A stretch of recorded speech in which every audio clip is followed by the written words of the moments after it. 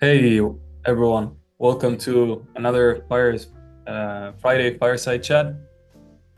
Today we have some lovely background jazz music and lovely corner too, and we're gonna cover a topic that I think it's very interesting for all of us here because we chat a lot about cold email and Connor has a bunch of experience with it. Welcome Connor today. Cool. Nice to be back, Santi. Thanks for the warm welcome. Hope everyone here is having a wonderful Friday. Yeah, wonderful Friday.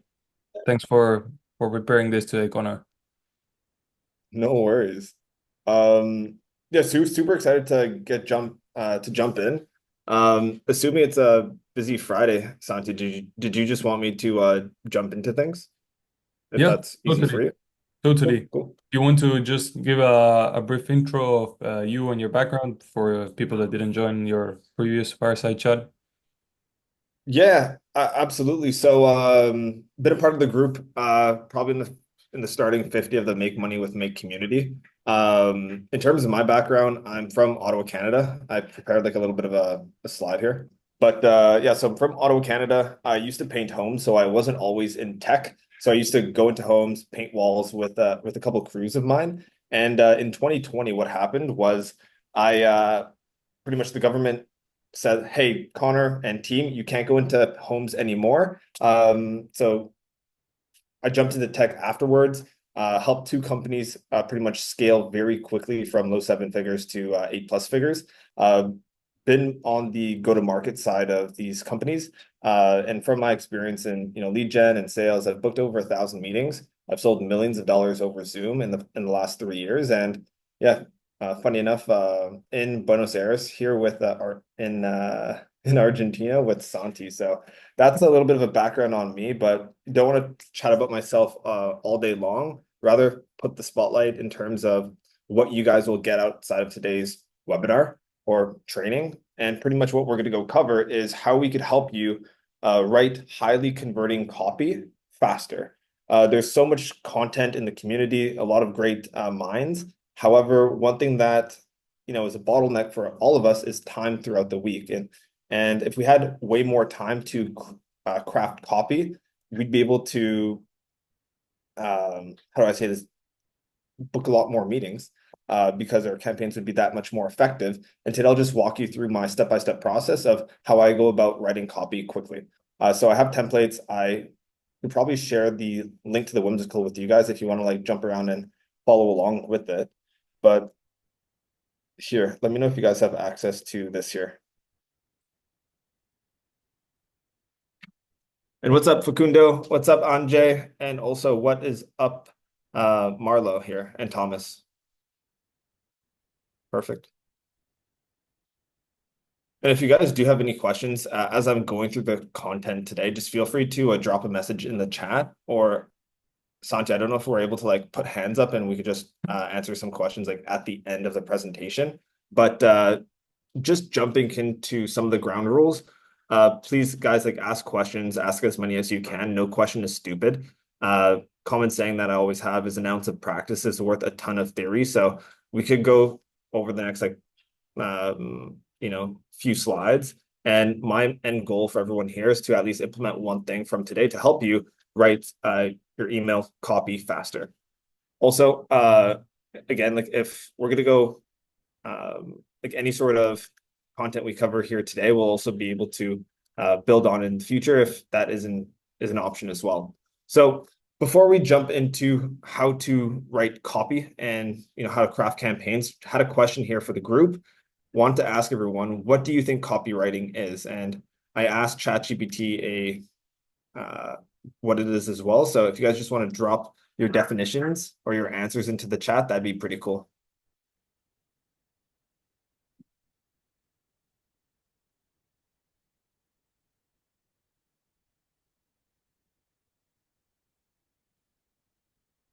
The chat is popping off. So, guys, what do you think copywriting means? The art of selling with text. Okay, love that, Facundo. For me, it's just a synonym for writing. Amazing. So what ChatGPT said is that it's copywriting is the art and skill of writing persuasive and compelling text to prompt the reader to take a specific action, like purchasing a product, signing up for a service, or buying your automations. Uh, and there's often a process to how we could write copy. So, if we ever say to ourselves, okay, let me just write a sequence, a campaign for automation services. Oftentimes, our mind will go blank initially. However, if we had the ingredients or if we had the tools to leverage, it'd be similar to cooking up a campaign when you know exactly what ingredients you could leverage. So today we'll walk you through exactly what ingredients you have that you could just copy and paste from this training.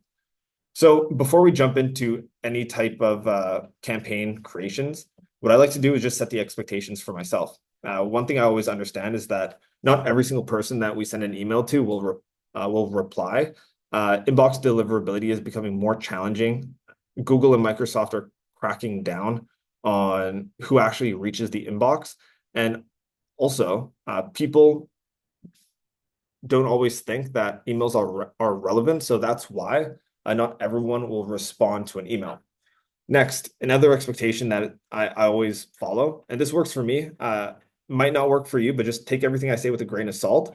But we are selling the meeting for teaching someone about our automation services. We're not actually selling the systems over email. So ideally, we're trying to hook people with curiosity, with a good offer, so that they come onto a sales call and we're able to build a relationship afterwards. Next up, the larger the list is, the less personalized the emails will be. Oftentimes, people will often like share screenshots of a campaign and they might have like 30% positive response rates, but the campaign might be only to like 200 people. Typically, if you're going for a larger list, like let's just say you have a list of 10,000, 20,000 potential prospects that you're emailing, your reply rates will typically be lower. To give you an example of what that looks like, if you have a targeted list of, for example, real estate fund managers who work at a company with 5 to 30 employees, this will be a lot smaller of a list compared to all of wealth managers in the US or in the world. Next up, have some research. Santi, what's the list size sweet spot? I'd say it really depends. I'm running some campaigns for companies in the e-com space right now. So lists are, 10,000, 20,000 in size. And, we reach out to each prospect 2 to 3 times on that list. However, I also run some other campaigns for companies that have smaller TAMs. Actually, one of them is one of them's in this is like a recent campaign I'm running for them. And this one's, I think, 3,000. So it really varies. Typically, I don't see a list anywhere like above like 50,000. Typically, a list, if someone has a list larger than 50,000, to me, they could probably cut that back significantly. Great question, Santi. Sweet. Also had some resources here for you. In terms of whenever you're writing copy, it's important to understand exactly which words you could use and which words you can't. Google and Microsoft, they have a few words that they will put you in the spam bin if you use. And just to show you what that looks like, there's a list here of 750 words that if you use them, your chances of landing in the spam folder are much higher. Next, there's a subject line tester here that I included as well. And this just helps make sure that your subject lines aren't spammy. So now that we covered the expectations, one thing that we could cover is the strategy.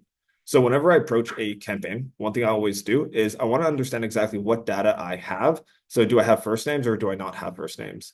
I also want to understand how good is the actual offer. Like, would I buy this product myself? If it's something that I truly believe in, typically I'll be a little bit more bullish on my ask in the email sequence. So for example, what that means is if you have a really good offer, you have you're able to guarantee an outcome and you're able to limit the risk that someone has to have whenever they move forward with your service or your offering. If you have a very good offer, typically I'll go ahead and ask for the meeting. If the offer isn't as strong, typically what I'll do is I'll ask for a hand raise. I'll simply ask the prospect saying, hey, could I send you over more information? Or would this be a priority for you in the next like 3 months? I wouldn't necessarily go for the meeting if it's a weak offer. Next, it's also important to know before you even craft a campaign, do you have social proof that you could leverage or not? Typically, I'll try and get all my social proof stacked before I even write the campaign. Next up, I'll do some research in terms of what are the external challenges that a prospect could have. Then also, I'll try and figure out exactly what the dream state of a prospect would be, depending on what solution or what service we are offering them.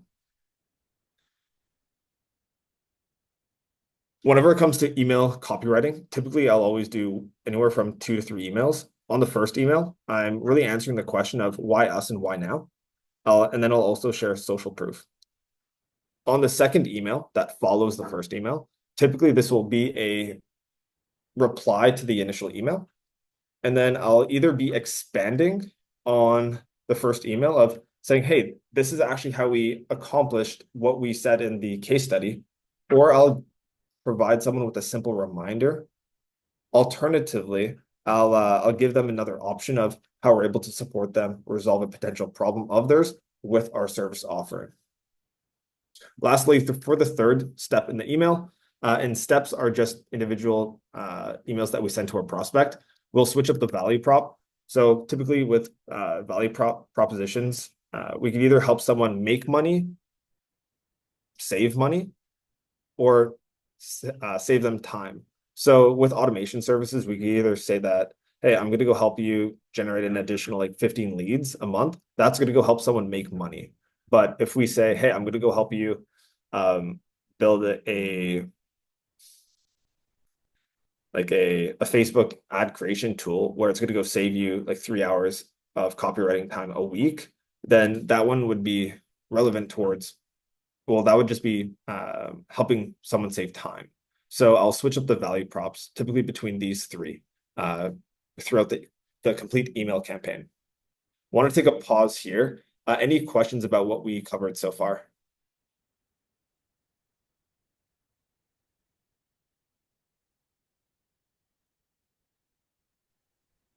I have a question.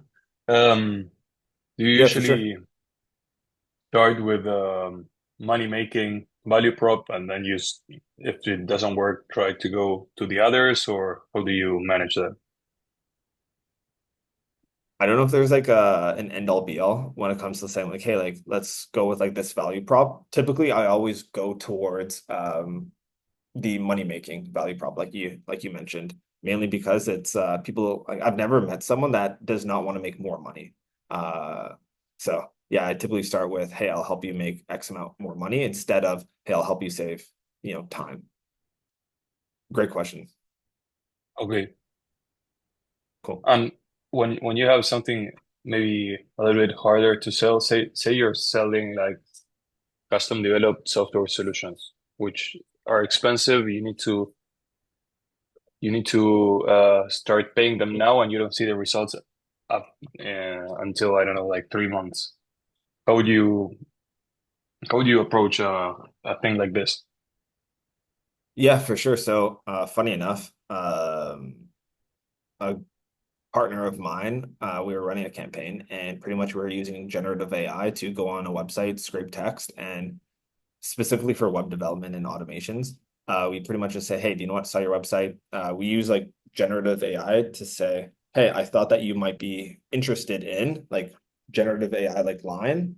And we gave them like a couple options um, to help them really and visualize the development that we could do for them. Again, that was all automated. But to answer your question like succinctly, if there isn't like a very strong offer when it comes to money, and it's hard to really quantify how much like profit you'd be able to save someone from saving them time. Unless if you have like a lot of data like that you have to support it. But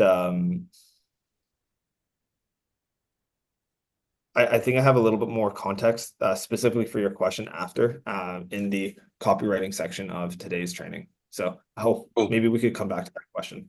Sweet. Yeah, sure. Thanks. Sweet. After we have like the high level overview and high level approach of how we're going to go tackle a campaign, it's important to understand the list that we could pull. So what we're doing is we're looking for variables. So if you're using Instantly, it'll be in double curly brackets. If you're using Smart Lead or Bison, it'll be in single curly brackets.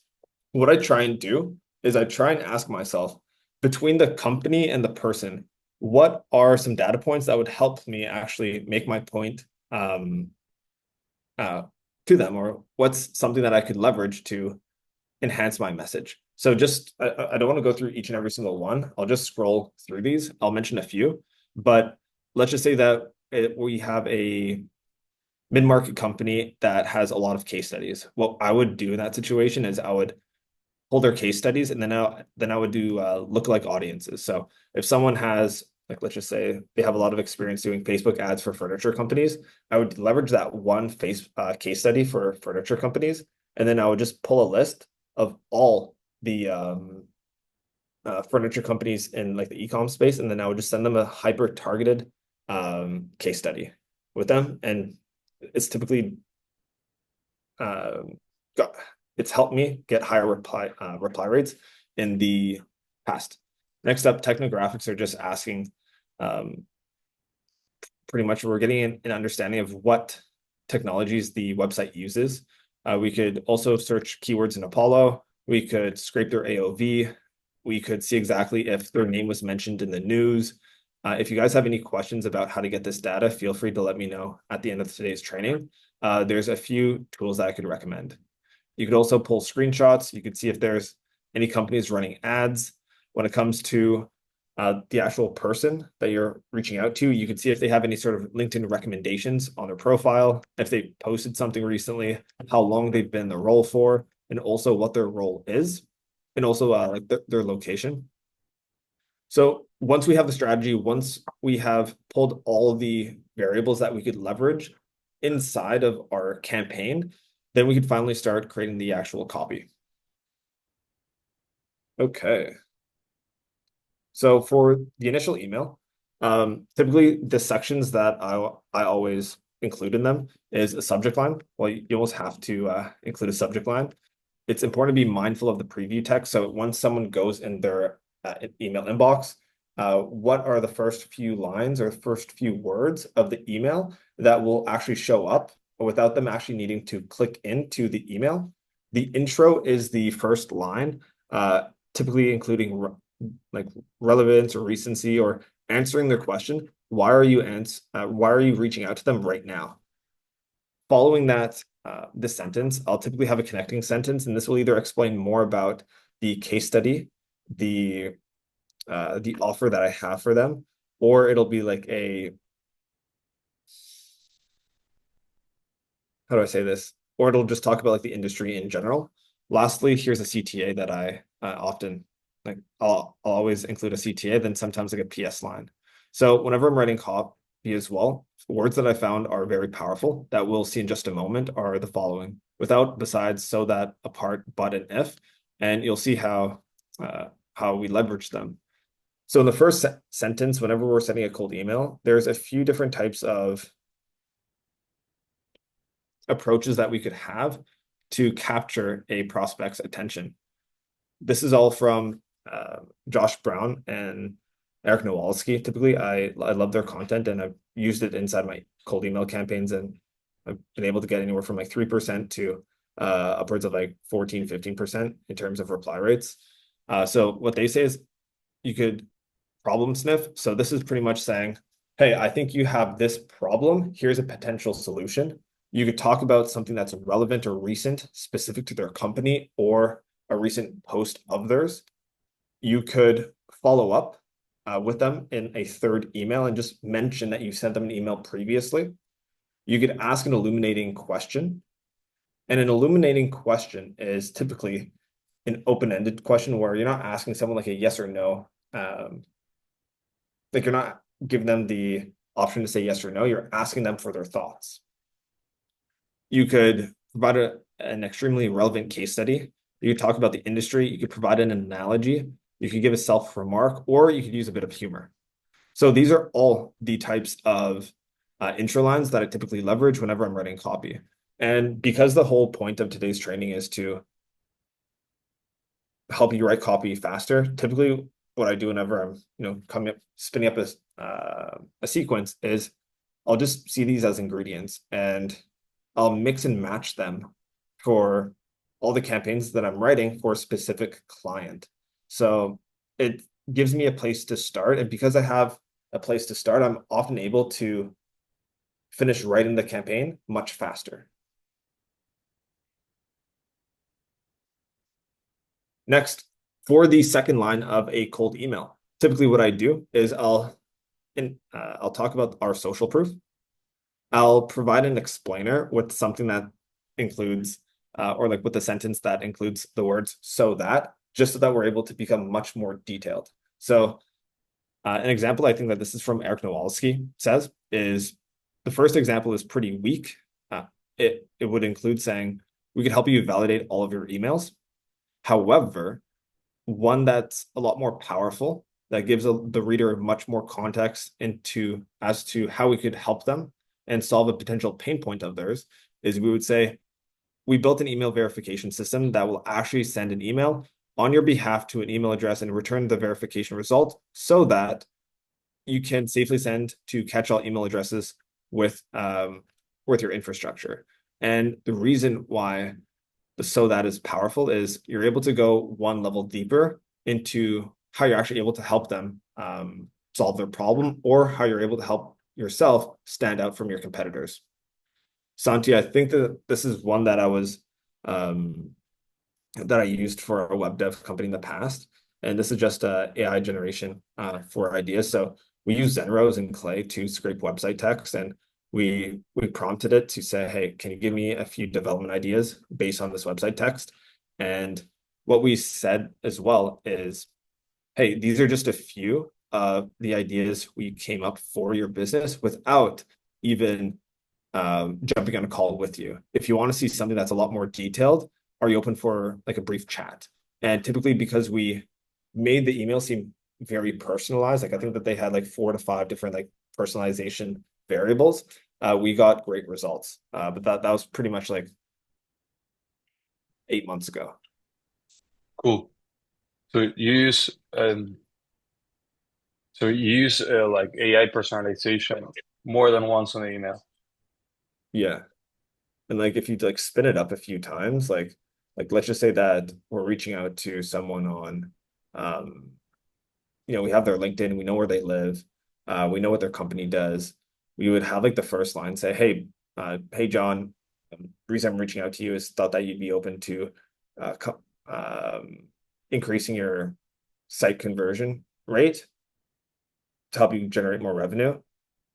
Had the following ideas to help you do that, and then you would pretty much create like 2 to 3 ideas with Clay, or like just you could use NA10 or Make to come up with those ideas, and then you say, hey, these are 3 ideas, and I didn't even need to jump on the call with you. Are you open to having a convo? Just so I could get like a little bit more detailed and get a little bit more insight as to how I could help you increase your revenue with CRO. Or that was pretty much like the campaign we rolled with. Cool. And then like in Thanks. the PS, it was a little bit cheeky. We used Yelp, and we said, hey, by the way, are you a fan of like this restaurant in your neighborhood? Heard it was like really good. So that's kind of like how we personalized it a few times. So it was like AI generation, and then in the PS line, we just commented about like the city that they're in with the best restaurant. And this was 8 months ago. I don't think a lot of people were doing it, but cold email has been like changing very quickly for the past like year or so. Right. But cool. Thanks. So right on. Want to respect everyone's time here. I could try and power through the rest of the presentation pretty quickly, but once we have like the middle sentence, the connection sentence, I always like using or I like going into the call to action, understanding how I could mitigate any sort of risk that the CTA will have. So typically something that we could leverage is saying, hey, you don't have to pay anything upfront. You only pay on results, or you don't pay unless you make more. Just using like these type of sentences in the CTA could be useful. And a lot of these were from Eric Nowalski. To show you the power of between a mediocre subject call to action and a strong call to action, he used an example that was, hey, this was for accountants, I believe. And in terms of getting someone's attention and opening up like a loop inside their head that really makes them think about a challenge, the first one doesn't make them think too much about their taxes. So the first one was, are you looking for help to do your taxes in 2024? That's a There very should be a fucking setting list in audio, like Google Meet. यानी है क्या सोच के बनाए लोगों ने मेरे को नहीं मालूम तूने अभी कुछ किया क्या? कुछ नहीं Why is it? What the hell? Appreciate you jumping on today. We'll be able to answer any of your questions at the end of the presentation, if that's cool. Next, just picking up where I left off. In terms of like a better CTA of what that would look like, we would say, hey, how do you know your current tax accountant is using every single tax loophole to get you the most amount of money back for the next time you do taxes? This one creates a lot more curiosity for the end reader compared to the first one. And we want every single CTA to use powerful language like the one that was used in the second CTA. So the way that we do that is we're able to use open-ended and illuminating questions. So things that we could do, or things that we could ask a prospect, is saying, hey, are you open to having a different way to initially get 5 additional meetings a month? Or have you ever tried cold email outreach at scale? How are you protecting yourself from, competitors that are using AI to drive down cost? In terms of conditional statements, these are one of my favorite. This one pretty much says, hey, if I do X, will you do Y? And what that looks like in a cold email is saying, would look like, hey, if I send you over like a 3-minute video, would you watch it? Something similar to that would be, hey, if I was able to generate you an extra 5 to 15 leads a month, do you think that that'd be beneficial for you? Or do you think that that'd be worth a conversation? And we're not asking them directly for a meeting. The only thing we're doing is we're just asking them to see if they're interested or not, with something that I'd like to call a hand raise. Next up, we could ask a permission-based question. Saying, hey, no need to hop on a call. Could I send a vid of how this works? We have punchy call to actions, just anywhere from like 3 to 5 words in length that says, hey, do you want to run a free test? Or, hey, have you tried this before? Or, hey, is this something that you'd be interested in exploring? So there's a few others here. One thing I think is pretty powerful as well is because a lot of emails often contain a CTA. If you don't have a CTA, I think that it breaks the prospect's sort of defense effectively. So what that would look like is saying, hey, let me know if this is something that you think might be worth a chat. You're not asking them, but you're giving them the opportunity to respond back to you without asking them a direct question.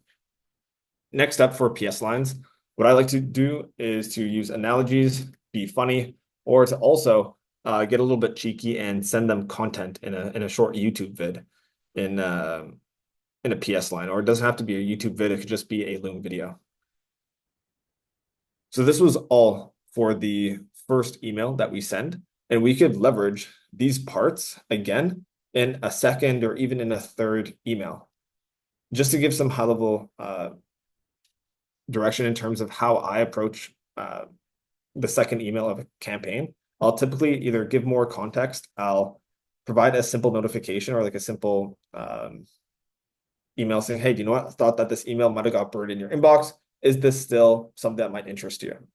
That's like how I would just send a pulse check to a prospect. And then lastly, for the step 3, This is where we would change the value proposition. So if we initially sent them an email talking about how we could generate them more money, we would switch it and saying, hey, I could help you save more money, or hey, I could help you save time. Cool.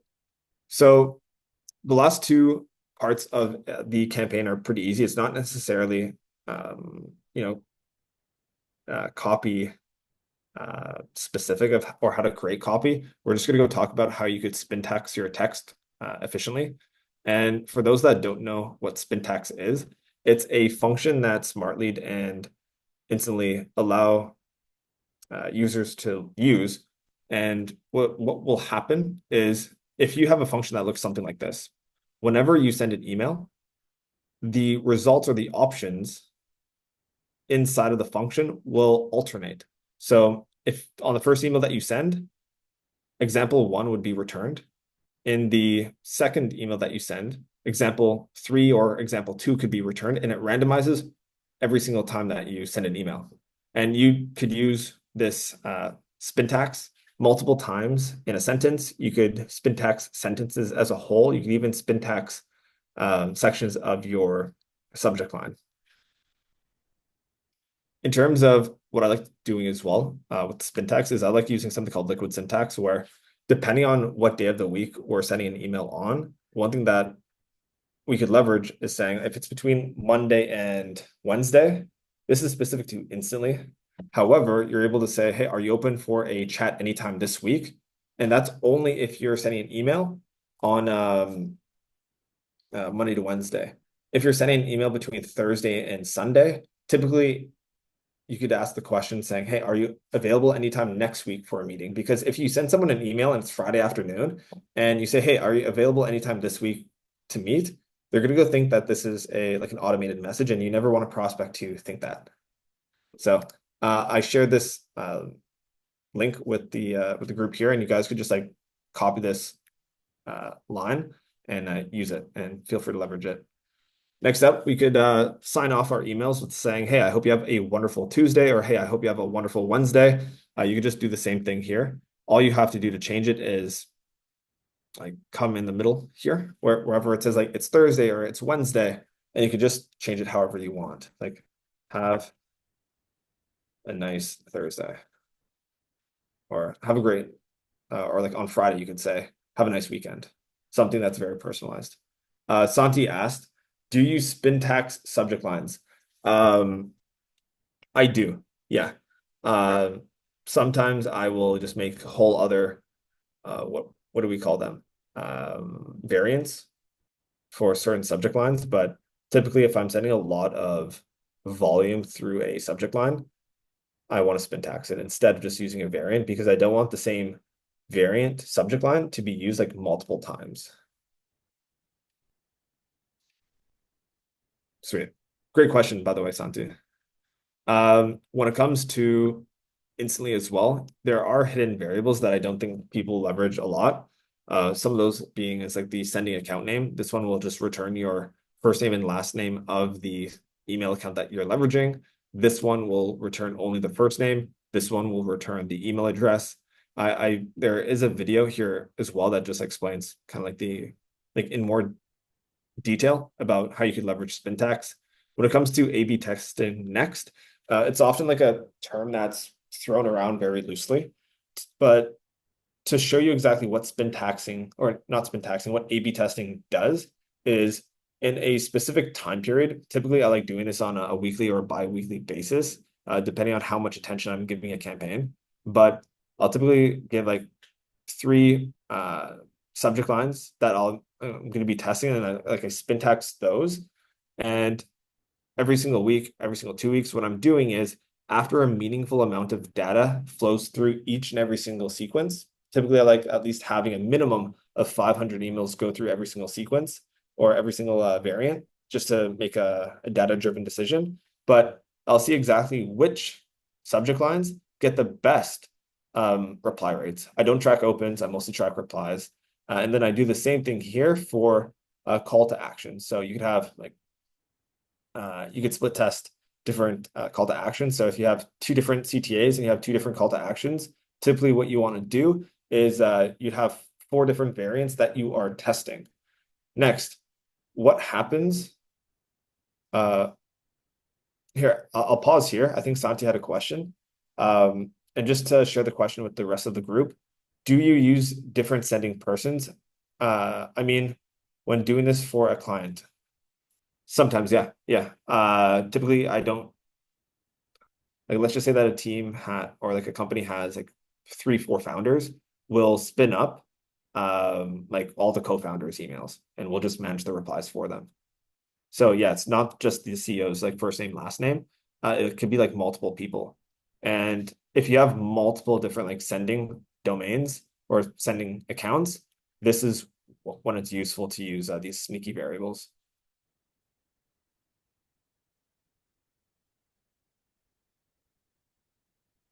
Cool. Sweet, man.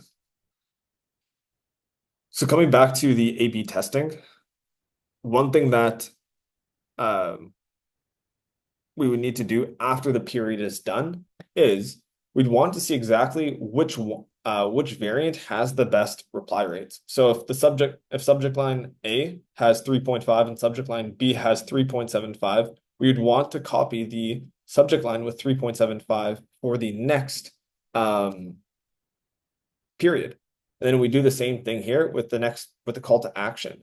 And then we would create a subvariant of like the winning subject line, and then a variant of the winning call to action. And then over time, what happens is you're really able to get as much value from your leads and from your campaign as possible, because you're constantly split testing.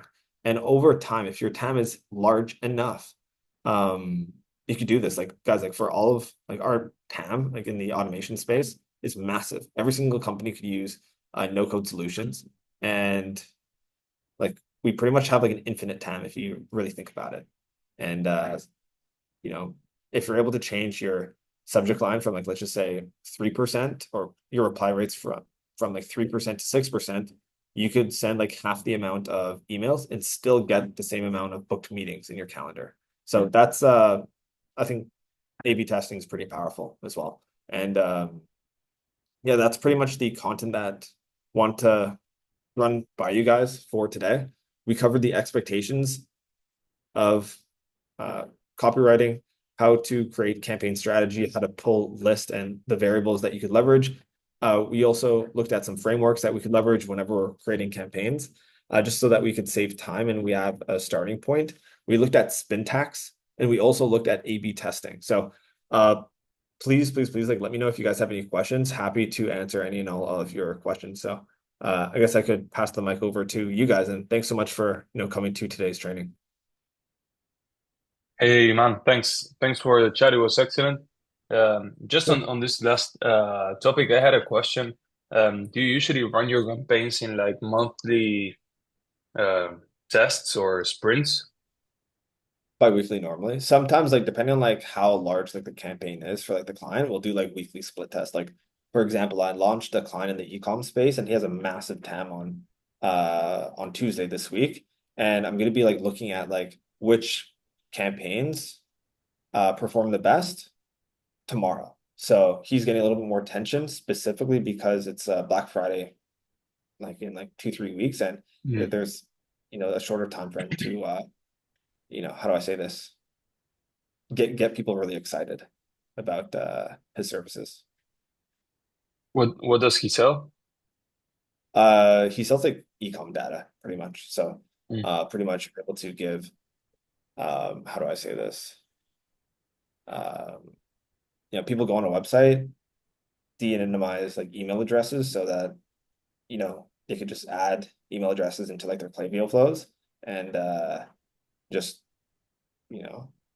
reduce or improve like cart abandonment, and also like repeat purchases on e-com websites. But yeah, it's to answer your question, like we're doing like a weekly update for all of his campaigns for the next like at least like 3 weeks, until we find like the evergreen campaigns that we can just like run with and scale.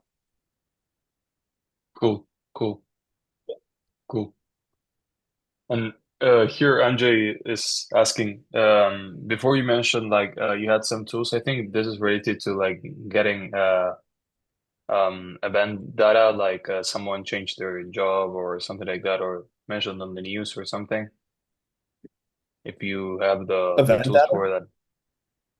Yeah, I think this. I don't I don't have the best data for like job changes. Like there's one called Trigify. Here, let me try and type it in here. Oh shoot. Oh, Trigify, right? And this one's like really good. Apart from that, you could use like what is it like? Um uh the boomerang.co. These guys are pretty good too for like data.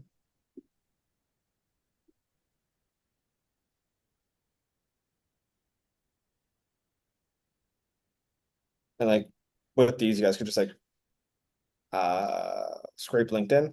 And typically what I would do is instead of like seeing people like who change jobs, I would just try and find people that are like in like jobs that they've been there for like less than like five like to like 4 months. So it's like these are like decent like data sources that you could like leverage. Cool. And Dita is Site asking, traffic. yeah, We have store leads.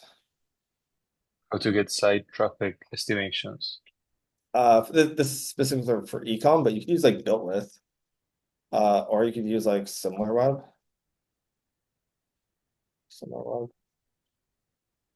like any of these. Okay, using a VPN, but built with is really good. It'll give you like technographics on all the websites that pretty much um you could use. For ecom, we use store leads. Store leads is like really powerful. And then similar web, you could just like get like traffic data for like pretty like reasonable rate. Cool. And for your agency, do you run multiple campaigns at the same time for like different personas and yeah, Yeah, with different offers? yeah, for sure. So like I have like different campaigns that I run. I typically don't run like more than like 3, 4 campaigns just because like how do I say it? Hard to It'd manage. just be like, yeah, like it would be hard to manage, but just like always refilling like the leads. Typically, what I'd like to do is just build a campaign, run with it for like maybe 6 weeks, and then like go back to that list and like 2, 3 months when I could like reuse that same list in the future. So to answer your question, yeah, like I have like 3 to 4 campaigns always going at the same time. And how do I segment my list? Typically, what I do is I'll reach out to like SMB companies, so companies that are between like three and typically like 20 people, so they don't have like a full-time ops person. And I'll either reach out to founders or I'll reach out to more like director level people, so people that might be managing other people, but that would be like between like 10 to like 30 employees. So I only reach out to founders typically between like 3 and 40 employees in size. And then I'll reach out to like middle managers that I could get them on a call. They might have buying authority.